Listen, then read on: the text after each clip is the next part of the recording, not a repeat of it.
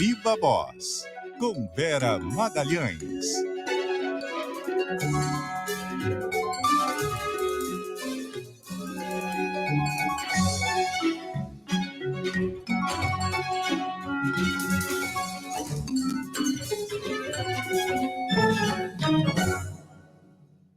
Oi, Vera, boa noite, tudo bem?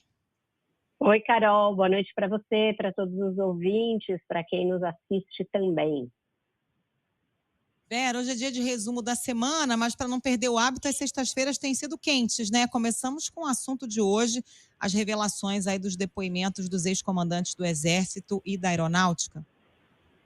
É isso, a semana só acaba quando termina, Carol, principalmente porque houve esses dois depoimentos gravíssimos e também a liberação de um pacote de queda de sigilo de outros depoimentos envolvidos nessa investigação aí dos atos golpistas, né, que estão no inquérito das milícias digitais e que agravam o que parecia impossível, né, agravam a situação do ex-presidente Jair Bolsonaro, porque agora com a íntegra, né, com a disponibilidade da íntegra dos depoimentos do general Freire Gomes e do tenente brigadeiro Carlos de Almeida Batista Júnior, a gente fica sabendo da participação efetiva do ex-presidente Jair Bolsonaro em consultar os então comandantes das três forças a respeito da possibilidade de aderirem a um ou mais planos golpistas. Tinha um cardápio de propostas golpistas colocado na mesa,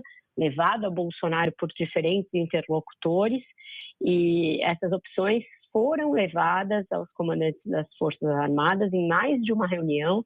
Eram reuniões acontecidas no Palácio da Alvorada, com a participação não só dos militares, mas de integrantes civis do governo. Então, o advogado-geral da União é figura que consta em uma dessas reuniões, tendo sido consultado ostensivamente pelo então presidente da República a respeito da viabilidade de uma daquelas propostas. Então, isso é muito grave, isso contradiz cabalmente o que vinha dizendo o advogado do ex-presidente, que ele só tinha tido conhecimento de eventuais minutas golpistas no decorrer da investigação. Ele chegou a falar isso mais de uma vez, e agora esses depoimentos o desmentem frontalmente.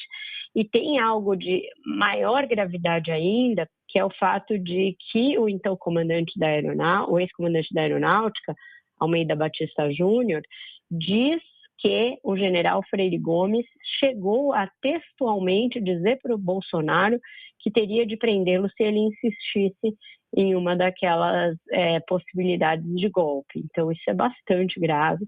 Isso mostra que o comandante do Exército teve um papel fundamental para evitar que ele ousasse tentar um daqueles planos, e inclusive o tenente brigadeiro é também muito explícito ao ser questionado pela Polícia Federal e dizer que se o general Freire Gomes não tivesse feito isso e rechaçado, sem deixar margem para nenhuma dúvida, o plano golpista, a tentativa de golpe teria efetivamente se consumado no entendimento dele. Foram 6 ou 7 reuniões, porque ele narra uma reunião do dia 10 de novembro de 2022 e diz que antes já tinha estado 5 ou 6 vezes no Alvorada, no interregno só do primeiro para o segundo turno, ou seja, em 10 dias, porque o segundo turno foi acho que 30 ou 31 de outubro de 2022, em 10 dias Bolsonaro reuniu o alto escalão das Forças Armadas 6 ou 7 vezes para tratar de possibilidade de golpe. Então, agora fica muito evidente porque que o ex-presidente sumiu da vista do público desde a eleição, deixou de governar, deixou de ir ao Palácio do Planalto, porque estava 24/7 imbuído da tentativa de melar as eleições, de não dar posse ao seu sucessor, de encontrar alguma saída para a sua derrota eleitoral. É gravíssimo isso, mostra que houve uma deliberação seguida pelo ministro da Defesa de não divulgar, antes do segundo turno, um relatório de atividades daquela comissão de transparência das Forças Armadas, que não apontou nenhuma fraude nas urnas eletrônicas. Então, seguraram esse relatório para divulgar só depois do segundo turno. Quando ficou claro que eles não tinham encontrado, ainda assim o Ministério da Defesa soltou uma nota extremamente ambígua, que era louca, dizendo não encontramos fraude, mas também não atestamos que é idônea a urna eletrônica.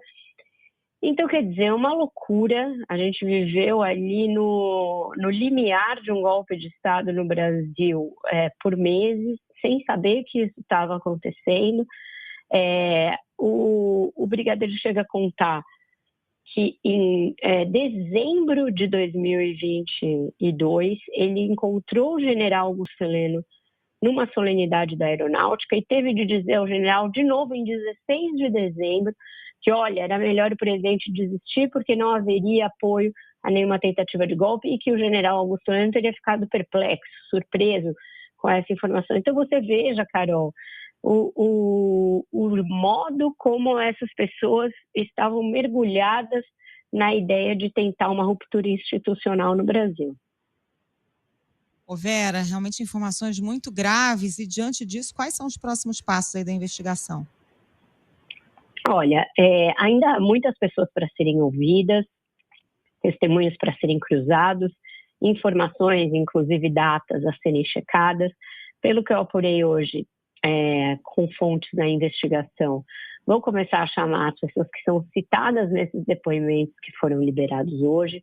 Então, um que vai ser chamado a depor, certamente, é o ex-advogado-geral da União, Bruno Bianco, porque ele estava naquela reunião do Palácio do Planalto, em que o Bolsonaro já fala em virar a mesa, e o general Heleno fala em virar a mesa, aquela reunião que foi filmada, que foi divulgada depois da operação de 8 de fevereiro, mas ele também estava no Palácio da Alvorada, nesse dia 10 de novembro, quando o Batista Júnior diz que o Bolsonaro o consultou textualmente a respeito de se haveria alguma possibilidade de tentar alguma coisa, e ele disse que não, e que ele achava que não havia fraude nenhuma nas eleições, ele disse que não. E aí todo mundo que eu ouço fala, ele não se comprometeu com nenhum golpe. Sim, mas ele também não denunciou e nem pediu demissão.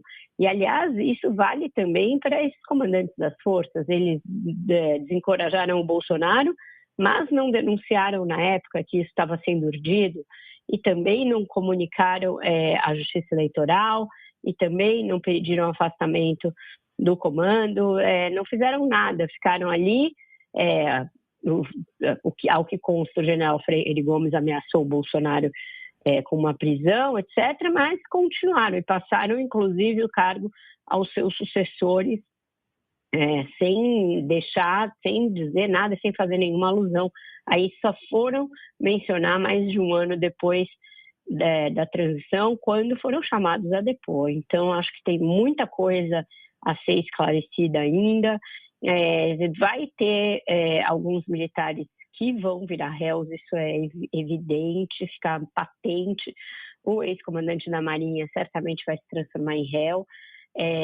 Os generais todos da reserva que ficaram incentivando um plano golpista deverão ter o mesmo destino. Tem aí, entre os depoimentos que foram tornados públicos, o do general da reserva, Laércio Virgílio, que disse que seria necessária a prisão do Alexandre de Moraes para a volta da normalidade institucional e harmonia dos três poderes. Ele disse isso no seu depoimento à Polícia Federal. É alguém que está de pijama já há muito tempo, mas que era ali ouvido nesses bastidores bastante quentes. Então, tem ainda muita coisa para ser feita, Carol. Eu já disse aqui algumas vezes e continuo ouvindo isso das fontes.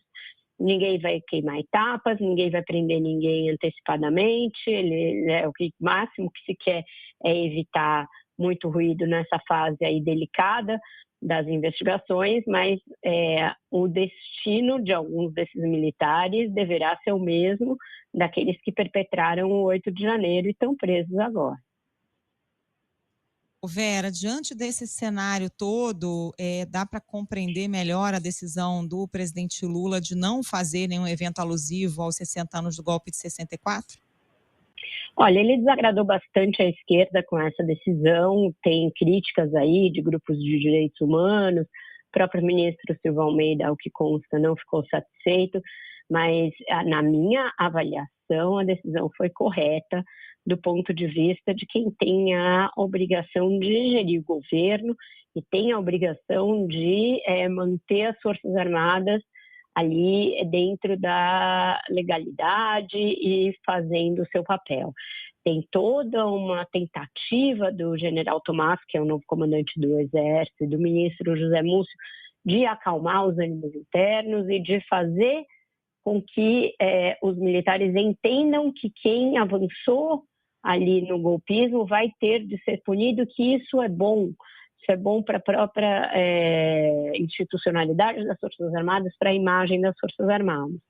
E como eles desarmaram qualquer tentativa de fazer alguma alusão positiva ao golpe militar de 1964, fazer o contrário soaria como uma provocação, acirraria ânimos que já estão bastante acirrados e poderia fazer com que essa guerra não acabasse agora. Então, eu acho que a decisão do presidente foi uma decisão republicana, uma decisão responsável de quem sabe que governa a partir de uma realidade muito complexa, de quem sabe que as Forças Armadas foram usadas e foram testadas no limite nesses 4 anos para avançarem no golpismo e que alguns não passaram nesse teste, alguns tiveram comportamento claramente golpista, como vai ficando evidente nessas investigações. Então, o trabalho que o Lula deseja é limpar as Forças Armadas desse extrato golpista, separar o joio do trigo e estabelecer a partir disso uma boa relação com as 3 armas. Então, eu acho uma atitude correta. O governo não é centro acadêmico, não é DCE, pode desagradar ali a ala mais à esquerda, mas há muitas entidades de direitos humanos não governamentais que devem e podem fazer seminários, fazer todo tipo de manifesto, sem que o governo precise fazer. Então, eu acho que está correto e que, no fim, vai ajudar a superar esse momento aí muito sério, em que, de novo, 60 anos depois, por um triz, as Forças Armadas não embarcaram numa nova aventura golpista. Bom, vamos falar rapidinho então do balanço da semana, já que o noticiário de hoje dominou aqui o nosso assunto, mas semana marcada pela crise na Petrobras, né? Acho que foi a mais cara aí para o governo até agora. Tem perspectiva de virar essa página na semana que vem? Tem. Essa reunião ministerial tem esse propósito, Carol. Vamos ver se o governo consegue entender que ele não vai conseguir governar a partir de alguns preceitos que vigoraram no passado, e essa estatal ali que gasta e que é a cara do governo e que banca uma série de projetos, que era a Petrobras, mas que deu no que deu no Petrolão, deu num monte de denúncia e acabou sendo um fator importante para o impeachment da Dilma, isso não vai ser possível voltar no tempo e restabelecer business as usual. Então, eu acho que a crise dessa semana pode ter ajudado o governo a entender que o mundo mudou, que essa página tem de ser virada e que ele, para retomar a sua popularidade, vai ter que investir em outras marcas, em outras ideias. Então, vamos ver o tom dessa reunião ministerial e se ela serve para virar essa página, mas o intento é esse. Então tá bom. Vera, obrigada. Bom fim de semana aí para você. Até segunda. Ainda vou ficar mais um tempinho ligada, que eu quero ver o anúncio do prêmio, finalmente, né? Do fim do expediente. Os meninos já devem estar ali no estúdio. Então, já vou ficar aqui conectada. Eu quero ver reconhecimento, a minha vitória de novo e o anúncio do prêmio. Então, estarei aqui com os ouvidos ligados. Estamos de olho, Vera, fiscalizando daqui. Olhos Beijo, e ouvidos. até segunda. É isso. Até lá, Carol. Beijo. Tchau, tchau. Intervalo, voltamos já já.